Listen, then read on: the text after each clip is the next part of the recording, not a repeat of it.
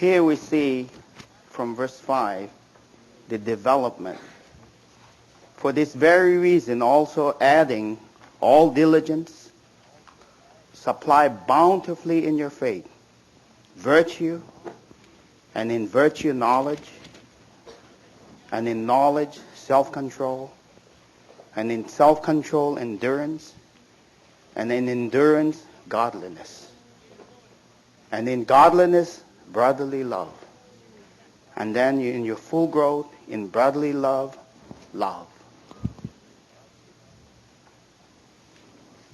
If you do, for these things existing in you and abounding, constantly to you, neither idle nor unfruitful.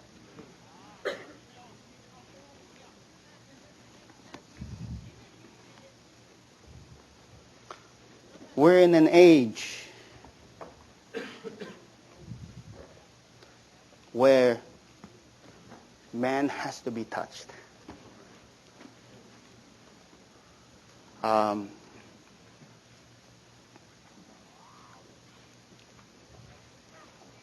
This is a heavy, heavy burden in me, for myself, and for all of you.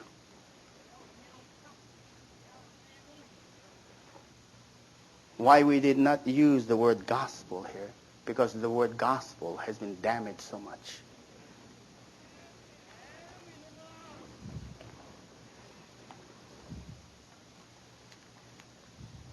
To love man through the Lord is the sweetest experience in the universe.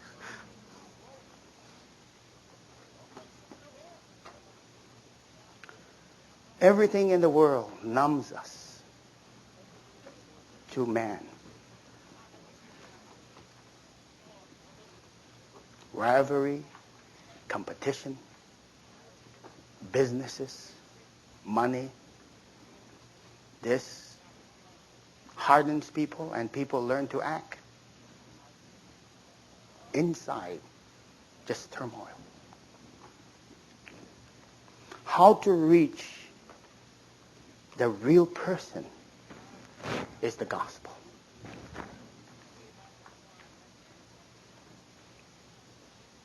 Everyone is acting.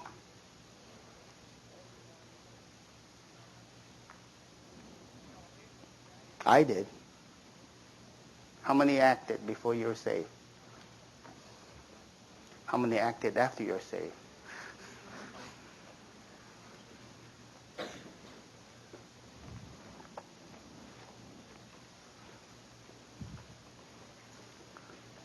When we say love,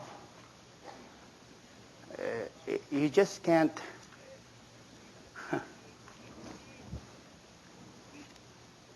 quite hang on to it. The best definition of love I ever heard in a layman is supply without demand.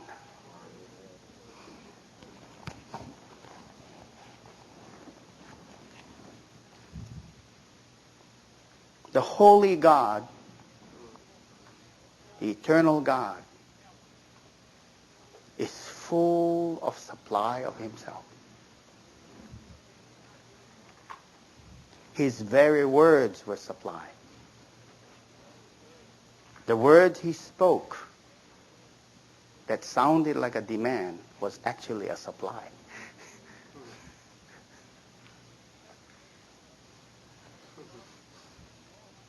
When he told that woman, sin no more, it wasn't a demand. She took that word. She sinned no more. Amen. You know, I thought that God, before I was saved, just looked from heaven and just waiting for me to make mistakes. And hearing a little bit about the gospel, I thought, well, we're going to hell. And the people who preached that, I realized, man, they're in trouble just as I am.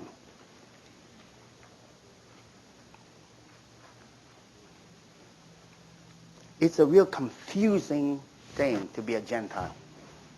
Because you want to believe there's a God. But you look at Christianity and you don't want to believe there's a God. And he says, if that's God, I'd rather go into hell.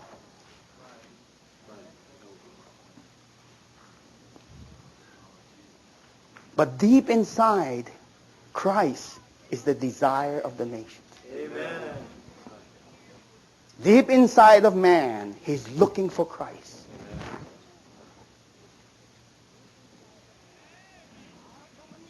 Satan set up religion to blur everything.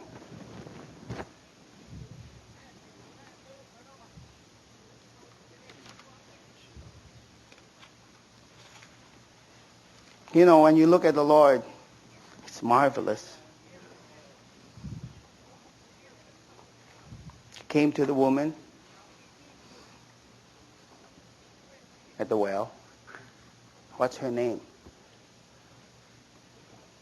You know her name?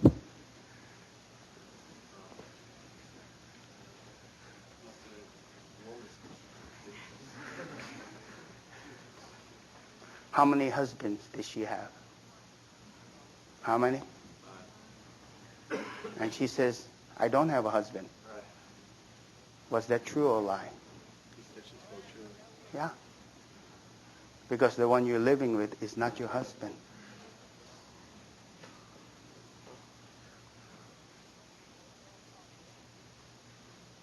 Is that a good woman? Would you ask for a drink of water from that kind of woman? Do you need that woman? He had to go all the way from Jerusalem because he needed her. He's thirsty. Find the thirst of the Lord inside of you for others.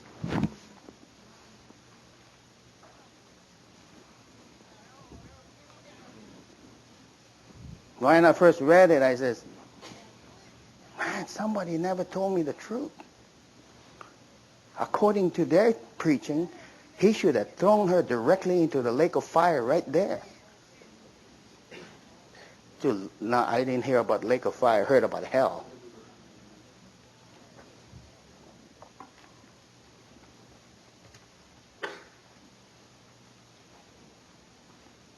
How gently he handled her.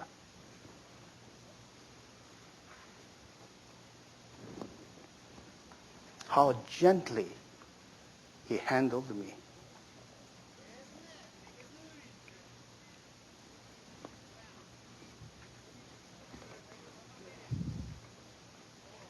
He came and waited. God himself, holy, righteous, the very God of glory becoming a man, waits for this woman.